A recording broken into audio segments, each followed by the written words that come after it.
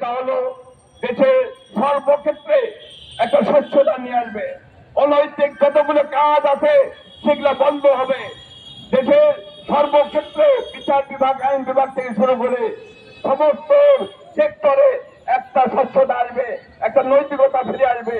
যত ধরনের অনৈতিক কাজ হয়েছে এবং সেই সব অনৈতিক কাজের সঙ্গে যারা জড়িত তাদের বিচারের আওতায় নিয়ে আসতে হবে এবং দেশে একটা গণতান্ত্রিক পরিবেশ ফিরিয়ে নিয়ে আসতে হবে।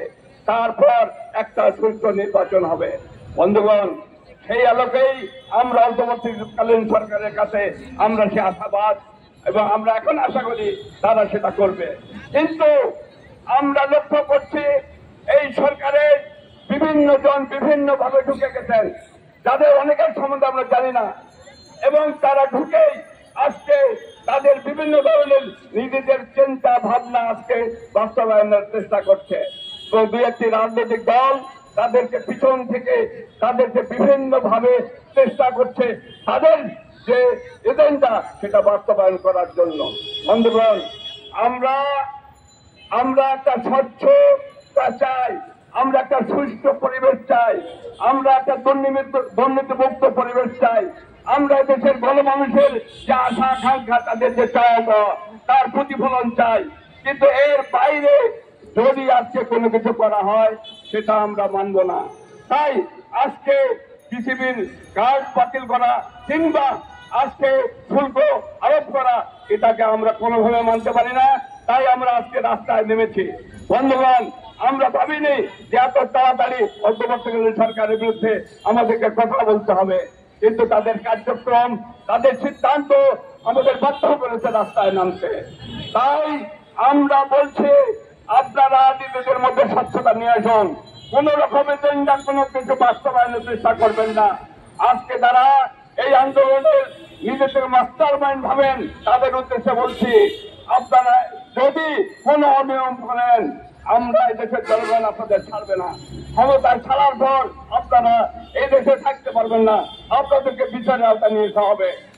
এর মধ্যে আমরা দেখতে পাচ্ছি কিছু কিছু রাজনৈতিক শক্তি, রাজনৈতিক দল গত 15.5 বছরে যারা গর্তে লুকিয়েছিল, স্বাধীনতার পর থেকেই অবশ্য বিভিন্ন সময় গর্তে লুকাতেই হয়েছে, তারা এখন হম্বিতম্বি করছে এবং আমাদের সামনে এসে বলার চেষ্টা করছে এই দেশের মালিক নাকি আসলে তারাই।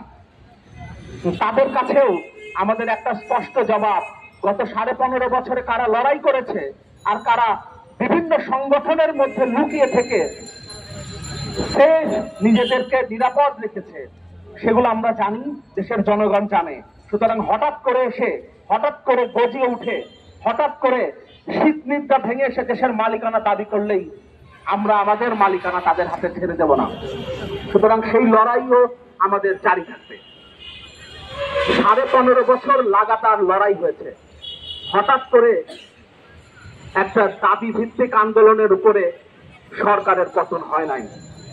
9 সালে আওয়ামী লীগ যখন ক্ষমতা এসছে, তারপরে 24 সাল পর্যন্ত যদি এই প্রেস ক্লাবে আমরা না দাঁড়াতাম, আমরা যদি পুলিশের মুখোমুখি না হতাম, আমরা যদি সচিবালয় ঘেরাও করতে না যেতাম, আমাদের দলের সভাপতি মাহমুদুর রহমান মান্না প্রথমে গুম করে এমন একটা মামলায়, যে মামলায় চার্জশিট দেওয়া হয় নাই এখন পর্যন্ত, যদিও সে মামলাই এখন ভ্যানিশ হয়ে গেছে, সেই মামলায় 2 বছর যদি কারাভোগ না করত তাহলে স্বৈরাচার হাসিনার পতন হতো না।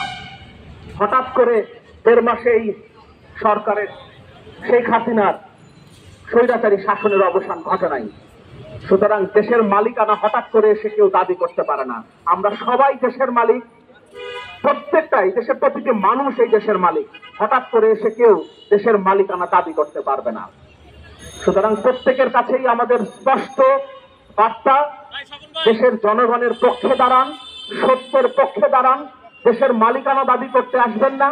আর আমরা যাদেরকে সরকারে বসিয়েছি ফ্যাসিস্ট হাসিনার বিদায়ের পর, তাদের কাছে বলি, দেশের জনগণের দিকে তাকান, দেশের জনগণের পক্ষে থাকেন এবং অতি দ্রুত জনগণের সরকার প্রতিষ্ঠার জন্য নির্বাচনের রোডম্যাপ ঘোষণা করেন। সেই রোডম্যাপ অনুযায়ী আপনাদের একটা অবাধ, সুষ্ঠু, নিরপেক্ষ, অংশগ্রহণমূলক এবং গ্রহণযোগ্য নির্বাচনের জন্য যতদিন লাগে, যৌক্তিক যে সময় লাগে সে সময় আপনারা নেন, কিন্তু তার রোডম্যাপটা আপনাদেরকে অবশ্যই জানাতে হবে।